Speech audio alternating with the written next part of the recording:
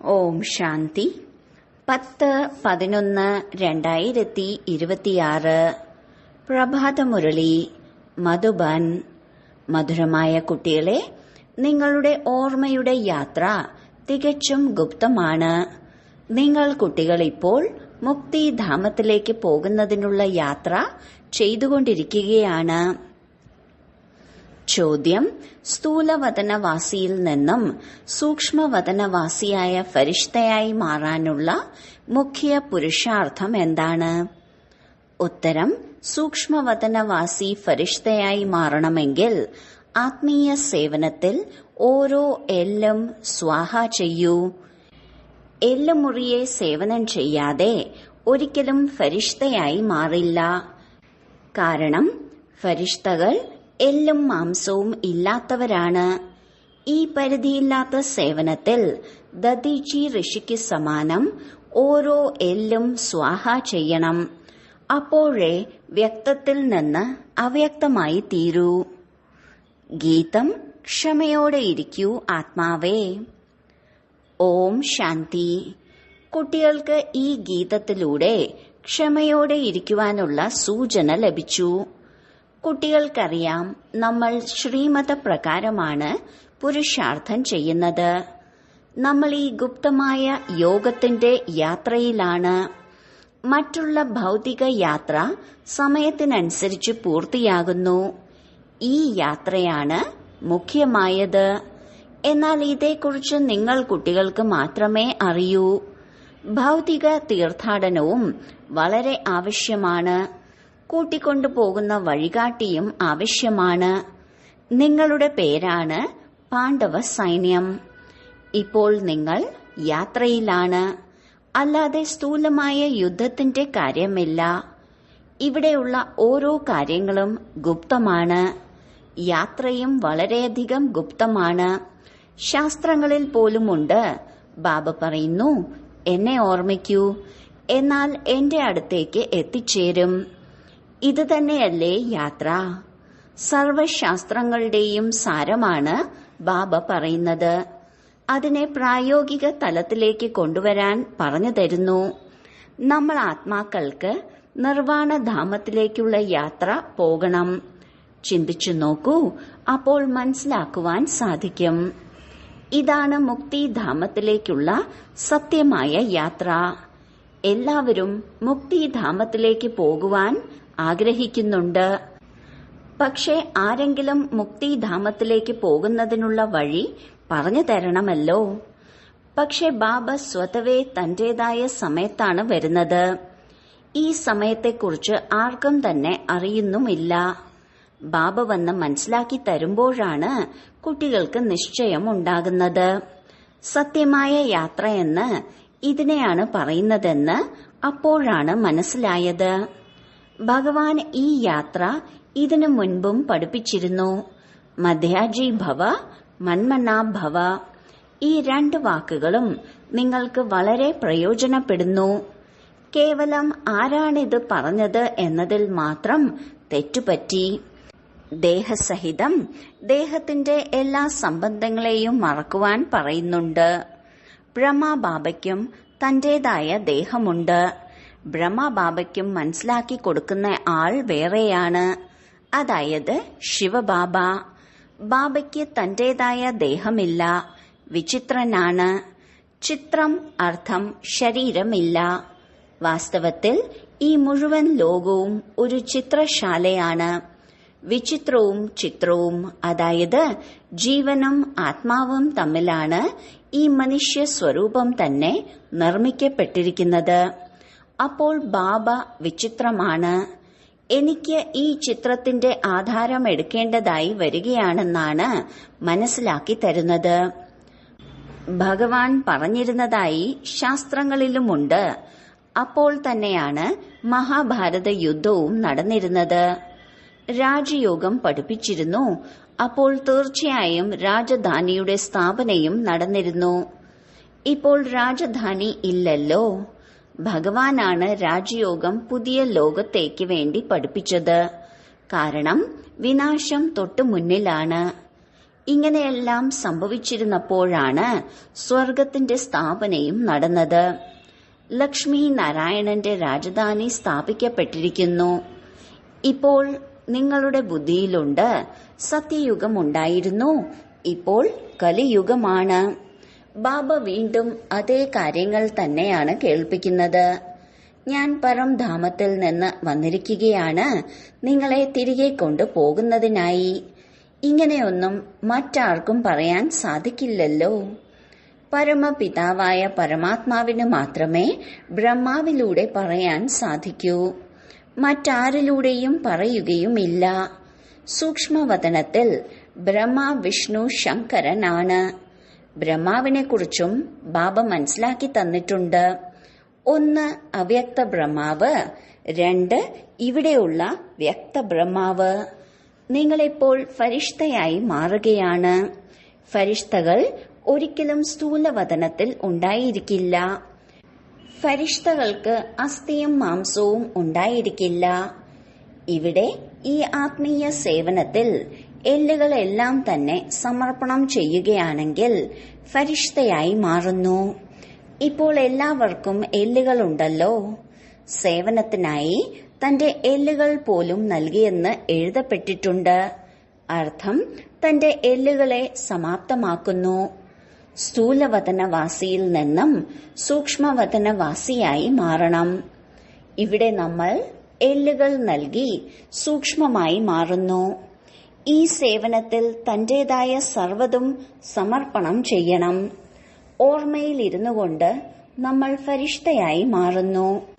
ഇങ്ങനെ പാടാറുണ്ട്, വേട്ടമൃഗത്തിന് മരണഭയം, വേട്ടക്കാരന് ആനന്ദം. ഇവിടെ ആനന്ദം ഫരിഷ്തകൾക്കെന്നാണ് പറയുന്നത്. നിങ്ങളാണ് മനുഷ്യനിൽ നിന്നും ഫരിഷ്ത ആകുന്നത്. ഇപ്പോൾ നിങ്ങളെ ഒരിക്കലും ദേവത എന്ന് പറയില്ല. ഇവിടെ നിങ്ങൾക്ക് ശരീരമുണ്ടല്ലോ. സൂക്ഷ്മവതനത്തെക്കുറിച്ച് ഇപ്പോഴാണ് വർണ്ണിക്കുന്നത്. നിങ്ങളിപ്പോൾ യോഗത്തിലിരുന്നു കൊണ്ട് ഫരിഷ്തയായി മാറുന്നു. അവസാനം നിങ്ങൾ ഫരിഷ്ത ആകുന്നു. നിങ്ങൾക്ക് ആ സമയത്ത് എല്ലാ സാക്ഷാത്കാരങ്ങളും ലഭിക്കുന്നു. അപ്പോൾ സന്തോഷവും ഉണ്ടാകുന്നു. ബാക്കി എല്ലാ മനുഷ്യരും കാലന്റെ വേട്ടയ്ക്ക് ഇരയാകുന്നു. നിങ്ങളിലും ആരാണോ മഹാവീരൻ അവർ ദൃഢതയോടെ ഇരിക്കുന്നു. ബാക്കി എന്തെന്തെല്ലാം സംഭവിക്കാൻ പോകുന്നു, വിനാശത്തിന്റെ ദൃശ്യമെല്ലാം തീർച്ചയായും ഉണ്ടാകണമല്ലോ. അർജുനന് വിനാശത്തിന്റെ സാക്ഷാത്കാരമുണ്ടായി എന്ന് കേട്ടിട്ടുണ്ട്. നിങ്ങൾ കുട്ടികൾക്കാണ് വിനാശത്തിന്റെയും സ്ഥാപനയുടെയും സാക്ഷാത്കാരം ഉണ്ടാകുന്നത്. ഏറ്റവും ആദ്യം തന്നെ ബ്രഹ്മബാബയ്ക്കും വിനാശത്തിന്റെ സാക്ഷാത്കാരം ഉണ്ടായിരുന്നു. എന്നാൽ ആ സമയത്ത് ജ്ഞാനം ഒട്ടും ഉണ്ടായിരുന്നില്ല. സൃഷ്ടിയുടെ വിനാശം ഉണ്ടാകുകയാണെന്ന് കണ്ടു. പിന്നീട് ചതുർഭുജത്തിന്റെ സാക്ഷാത്കാരവും ഉണ്ടായി. ഇത് വളരെയധികം നല്ലതാണെന്ന് മനസ്സിലായി. വിനാശത്തിന് ശേഷം ഞാൻ വിശ്വത്തിന്റെ അധികാരിയാകുന്നു എന്നറിഞ്ഞപ്പോൾ സന്തോഷമുണ്ടായി. വിനാശം നല്ലതിനാണെന്നുള്ളത് ലോകത്തിലുള്ളവർക്ക് അറിയില്ലല്ലോ. ശാന്തിക്ക് വേണ്ടി പ്രയത്നിക്കുന്നുണ്ട്. എന്നാൽ അവസാനം തീർച്ചയായും വിനാശം സംഭവിക്കണം. പതിത പാവന വരൂ എന്ന് പറഞ്ഞാണ് ഓർമ്മിക്കുന്നത്. അപ്പോൾ തീർച്ചയായും ബാബ വന്ന് പാവന ലോകം സ്ഥാപിക്കുന്നു. ഇതിൽ നമ്മൾ രാജ്യം ഭരിക്കുന്നു. ഇത് നല്ലതല്ലേ? എന്തിനാണ് പതിത പാവനനെ ഓർമ്മിക്കുന്നത്? കാരണം ഇവിടെ ദുഃഖമാണ്. പാവന ലോകത്തിൽ ദേവതകളാണ് ഉള്ളത്. പതിത ലോകത്തിൽ ദേവതകളുടെ കാൽ പോലും പതിയുവാൻ സാധിക്കില്ല. അപ്പോൾ തീർച്ചയായും പതിത ലോകത്തിന്റെ വിനാശം സംഭവിക്കണമല്ലോ. മഹാവിനാശം എന്ന മഹിമയുമുണ്ട്. അതിനുശേഷം എന്താണ് ഉണ്ടാകുന്നത്? ഒരേ ഒരു ധർമ്മത്തിന്റെ സ്ഥാപന ഉണ്ടാകണമല്ലോ. ഇവിടെ നിന്ന് തന്നെ രാജയോഗം പഠിക്കുന്നു. സർവനാശം സംഭവിച്ചാൽ ബാക്കി ഭാരതത്തിൽ ആരാണ് അവശേഷിക്കുക? ആരാണോ രാജയോഗം പഠിക്കുന്നത്, ജ്ഞാനം നൽകുന്നത്, അവർ മാത്രമേ അവശേഷിക്കൂ. എല്ലാവരുടെയും നാശം സംഭവിക്കുക തന്നെ വേണം. ഇതിൽ ഭയപ്പെടേണ്ടതായ ആവശ്യമില്ലല്ലോ. പതിത പാവനനായ ബാബയെ വിളിക്കുന്നുണ്ട്. അപ്പോൾ ബാബ വരുമ്പോൾ തീർച്ചയായും സന്തോഷിക്കണമല്ലോ. ബാബ പറയുന്നു, ഒരിക്കലും വികാരത്തിലേക്ക് പോകരുത്. ഈ വികാരങ്ങളുടെ മേൽ വിജയം പ്രാപിക്കൂ. ദാനം ചെയ്യൂ, എന്നാൽ ഗ്രഹപ്പിഴയിൽ നിന്നും മുക്തമാകും. തീർച്ചയായും ഭാരതത്തിന്റെ ഗ്രഹപ്പിഴ മാറുക തന്നെ ചെയ്യും. തമോ പ്രധാനത്തിൽ നിന്നും സതോ പ്രധാനമാകണം. സത്യയുഗത്തിലുള്ള പവിത്ര ദേവതകൾ ഇവിടെ നിന്ന് തന്നെ ഉണ്ടാകണം. നിങ്ങൾക്കറിയാം, നമ്മൾ ശ്രീമത്ത് പ്രകാരം നിർവ്യകാരി ആകുന്നു. ഭഗവാനു വാച, ഇത് ഗുപ്തമാണ്. ശ്രീമത്ത് പ്രകാരം നിങ്ങൾ ചക്രവർത്തി പദവി നേടുന്നു. ബാബ പറയുന്നു, നിങ്ങൾക്ക് നരനിൽ നിന്നും നാരായണനായി മാറണം. സെക്കൻഡിൽ രാജ്യപദവി ലഭിക്കുന്നു. ആരംഭത്തിൽ ചില പെൺകുട്ടികൾ 4-5 ദിവസങ്ങൾ വരെ വൈകുണ്ഠത്തിൽ വസിക്കുമായിരുന്നു. ശിവബാബ വന്ന് കുട്ടികൾക്ക് വൈകുണ്ഠത്തിന്റെ സാക്ഷാത്കാരം ചെയ്യിപ്പിക്കുമായിരുന്നു. എത്ര അന്തസ്സോടെയും പ്രൗഢിയോടെയുമാണ് ദേവതകൾ വന്നിരുന്നത്. അപ്പോൾ കുട്ടികളുടെ ഹൃദയത്തിൽ അനുഭവമാകുന്നുണ്ട്, ഗുപ്തവേഷത്തിൽ വരുന്ന ബാബയാണ് നമുക്ക് മനസ്സിലാക്കി തരുന്നത് എന്ന്. ബ്രഹ്മാവിന്റെ ശരീരത്തിലേക്കാണ് വരുന്നത്. ബ്രഹ്മാവിന്റെ ശരീരം ഇവിടെയല്ലേ ഉണ്ടാവുക? പ്രജാപിത ബ്രഹ്മാവിലൂടെയാണ് സ്ഥാപന. ബാബ മനസ്സിലാക്കി തന്നിട്ടുണ്ട്. ആര് വന്നാലും അവരോട് ചോദിക്കണം, നിങ്ങൾ ആരുടെ പക്കലാണ് വന്നിരിക്കുന്നത് എന്ന്. അപ്പോൾ അവർ പറയും, BK സഹോദരങ്ങളുടെ പക്കലേക്ക്. ശരി, ബ്രഹ്മാവിന്റെ പേര് എപ്പോഴെങ്കിലും കേട്ടിട്ടുണ്ടോ? പ്രജാപിതാവല്ലേ? നമ്മൾ എല്ലാവരും അവരുടേതായിരിക്കുകയാണ്. തീർച്ചയായും ഇതിനു മുൻപും ആയിട്ടുണ്ടായിരുന്നു. ബ്രഹ്മാവിലൂടെയാണ് സ്ഥാപനയെങ്കിൽ അതിൽ തീർച്ചയായും ബ്രാഹ്മണരും ആവശ്യമല്ലേ? ബാബ ബ്രഹ്മാവിലൂടെ ആർക്കാണ് മനസ്സിലാക്കി തരുന്നത്? ബാബ ഒരിക്കലും ലോകത്തിലുള്ളവർക്ക് മനസ്സിലാക്കി തരുന്നില്ലല്ലോ. ഇവിടെ ബ്രഹ്മമുഖവംശാവലിയായ ബ്രാഹ്മണരാണ്. ശിവബാബ ബ്രഹ്മാവിലൂടെ നമ്മെ സ്വന്തമാക്കി മാറ്റി. എത്ര ബ്രഹ്മകുമാരി കുമാരന്മാരാണ്, എത്രയധികം സെന്ററുകളാണ് ഉള്ളത്. എല്ലാ സ്ഥലത്തും ബ്രഹ്മകുമാരിമാർ തന്നെയാണ് പഠിപ്പിക്കുന്നത്.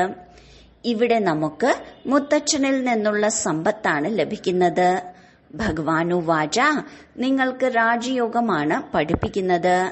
ബാബ നിരാകാരനായതുകൊണ്ട് ബ്രഹ്മാവിന്റെ ശരീരത്തിന്റെ ആധാരമെടുത്താണ് നിങ്ങൾക്ക് ജ്ഞാനം കേൾപ്പിക്കുന്നത്.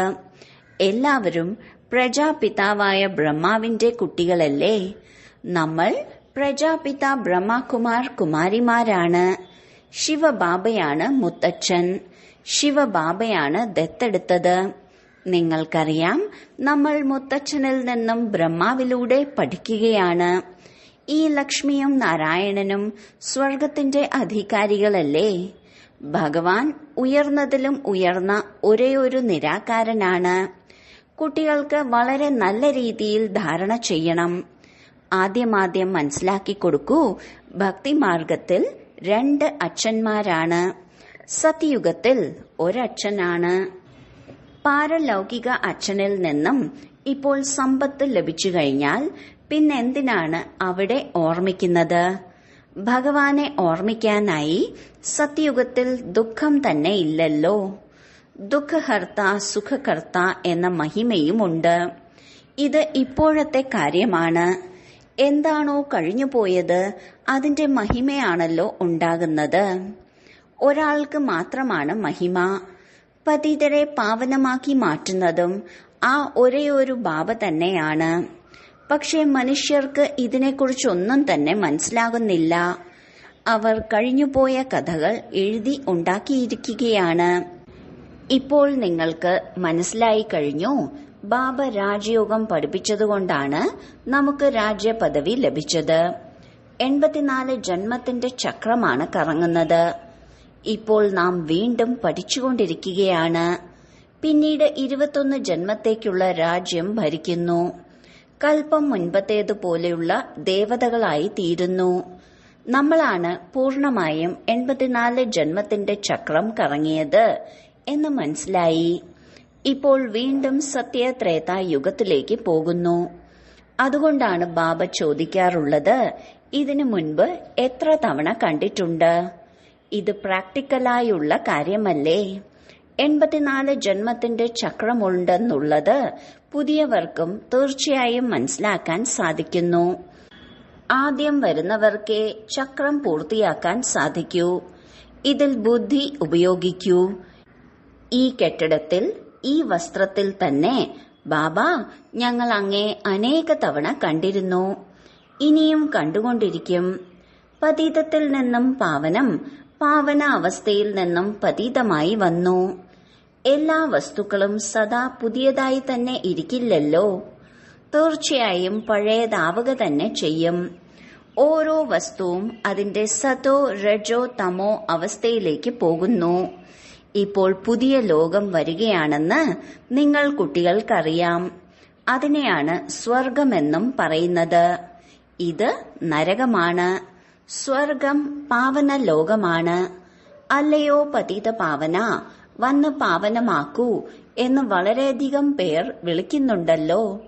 കാരണം കൂടുതൽ ദുഃഖമുണ്ടാകുന്നു. എന്നാൽ നമ്മൾ തന്നെയായിരുന്നു പൂജ്യർ.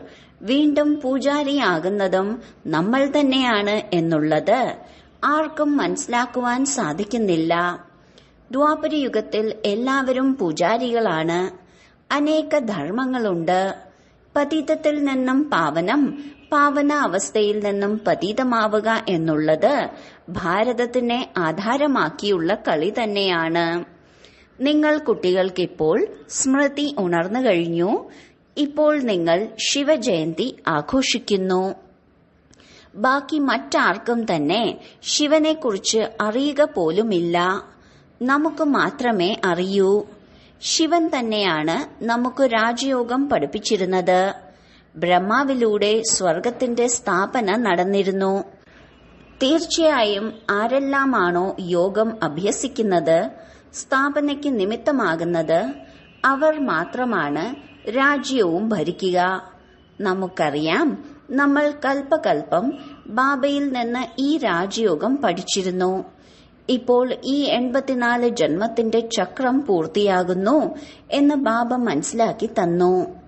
ഇനി വീണ്ടും പുതിയ ചക്രം കറങ്ങണം. ചക്രത്തെക്കുറിച്ച് അറിഞ്ഞിരിക്കണമല്ലോ. ഈ ചിത്രമില്ലെങ്കിൽ പോലും നിങ്ങൾക്ക് മനസ്സിലാക്കി കൊടുക്കുവാൻ സാധിക്കണം. വളരെയധികം സഹജമായ കാര്യമാണ്. ഭാരതം സ്വർഗമായിരുന്നു, ഇപ്പോൾ നരകമാണ്.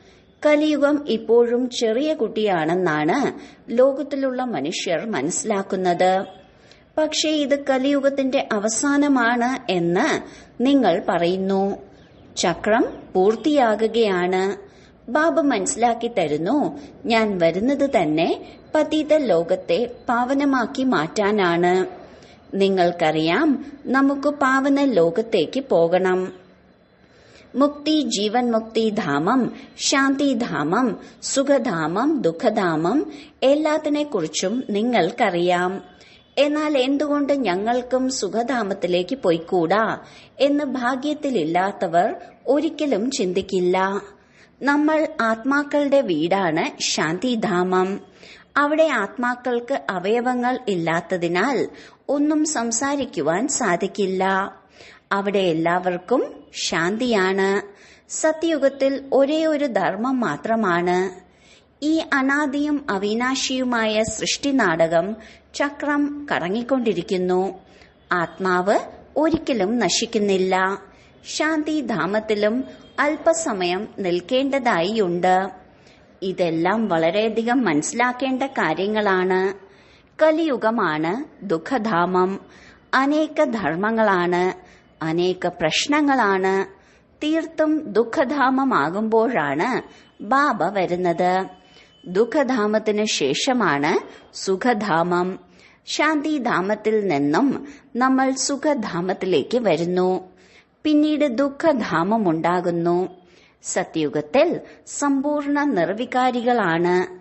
ഇവിടെ സമ്പൂർണ്ണ വികാരികളും.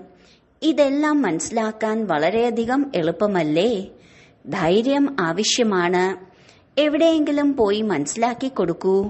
ശാസ്ത്രങ്ങളിൽ ഇങ്ങനെ എഴുതിയിട്ടുണ്ട്, ഹനുമാൻ സത്സംഗത്തിൽ പിറകിൽ ചെരുപ്പുകൾ വെച്ച സ്ഥലത്ത് പോയിരുന്നു കേൾക്കാറുണ്ടെന്ന്.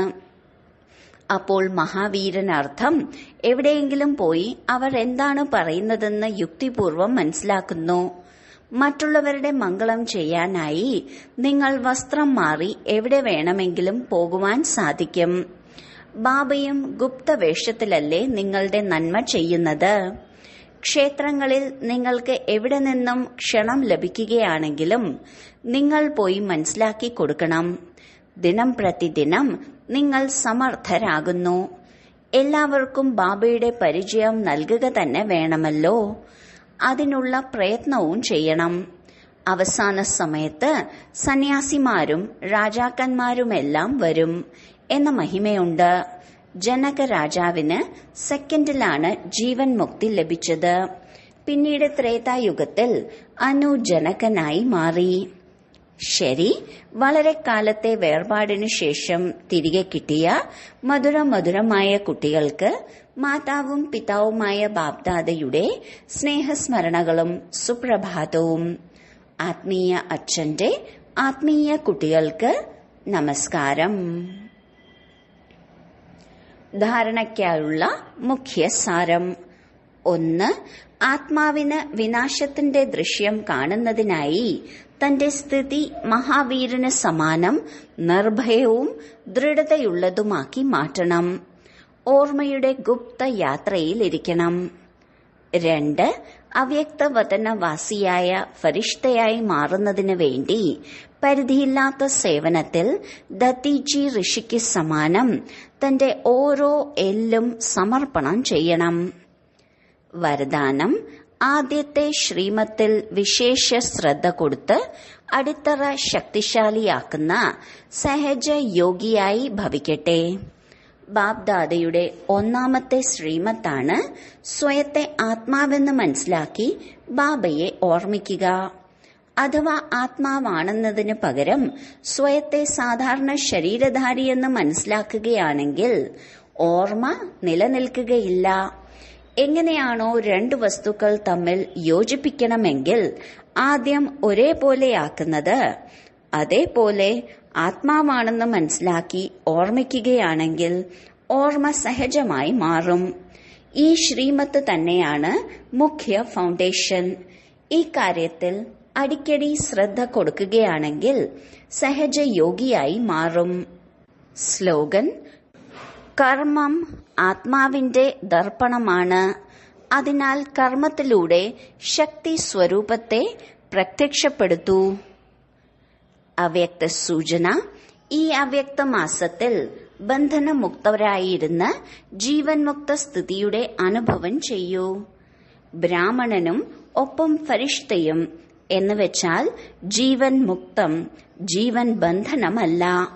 ദേഹത്തിന്റെ ബന്ധനമില്ല, ദേഹത്തിന്റെ സംബന്ധങ്ങളുടെ ബന്ധനവുമില്ല, ദേഹത്തിന്റെ പദാർത്ഥങ്ങളുടെ ബന്ധനവുമില്ല.